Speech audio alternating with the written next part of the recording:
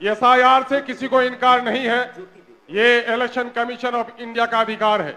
लेकिन just election से पहले और 25 दिन की अवधि में तुगलकी फरमान के जरिए से एसआईआर करा जाना, ये कहीं न कहीं केंद्र की भाजपा सरकार के हथकंडे के तौर पर इलेक्शन कमीशन का इस्तेमाल है। कि किशनगंज सीमांचल के इलाके में जाते हो तो हमारी दाढ़ी और टोपी देखकर, हमारे एक मिनट सर, हमारे मस्जिदों के मीनारे को देखकर आपको लगता है कि यहाँ भारतवासी नहीं है या बांग्लादेशी है। अगर सीमांचल खरोट बदल लेता तो भारत भी दो टुकड़ा हो जाता।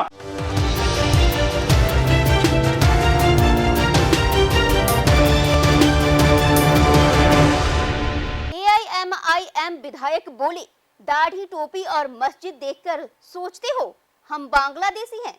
नमस्कार, आप देख रहे हैं मंथन टुडे। मैं हूं आपके साथ अंशु गोस्वामी। मॉनसून सत्र के चौथे दिन एसआईआर पर सदन में एआईएमआईएम के विधायक अख्तरुल ईमान ने बोलते हुए ये बात कही, जिसने पूरे सदन में तूफान ला दिया। उन्होंने कहा कि हमारी दाढ़ी टोपी देखकर, हमारे मस्जिदों की मीनारों को देखकर आपको लगता है कि यहाँ भारतवासी नहीं बांग्लादेशी है। एआईएमआईएम विधायक अख्तरुल ईमान एसआईआर के विरोध में सदन में बोल रहे थे।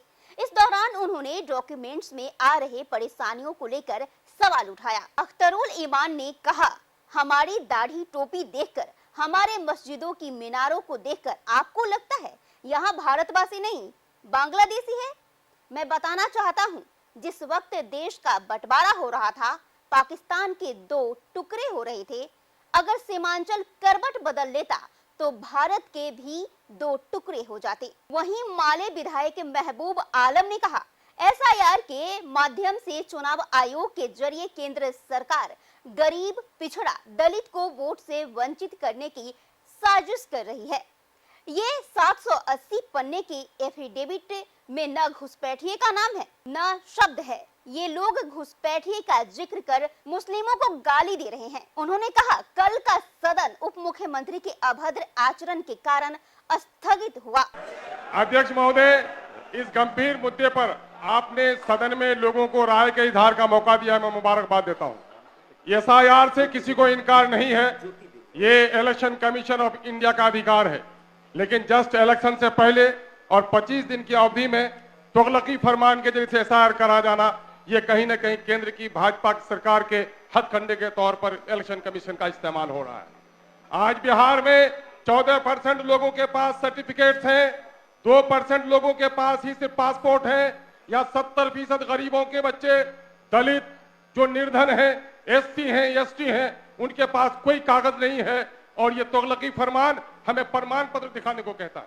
दूसरी तरफ माननीय मुख्यमंत्री जी यहाँ पर है, क्या वजह है कि बिहार के दूसरे जिलों में, प्रखंडों में आज वहां पर आय पर क्या कहते हैं, निवास प्रमाण पत्र बन रहा है, पारिवारिक सूची बन रही है, लेकिन सीमांचल के चारों जिले में इनके डीएम ने फरमान जारी कर दिया है, सीओ कहीं भी आरटीपीएस के जरिए से हमारे सर्टिफिकेट इशू नहीं किया जा रहा है।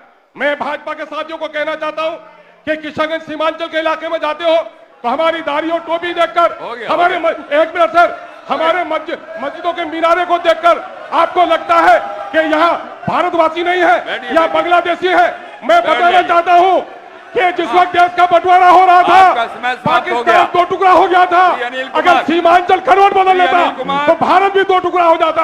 आसाम को अगर अखंड भारत में शामिल किया है तो सीमांचल के लोगों ने शामिल किया है। आप 25 दिन के अंदर में स्पेशल कैंप लगवाइए और हमारे लोगों को सर्टिफिकेट दिलवाइए। देश और दुनिया के खबरों को देखने के लिए देखते रहिए मंथन टुडे। चैनल को लाइक, सब्सक्राइब, शेयर, फॉलो जरूर करें। शुक्रिया।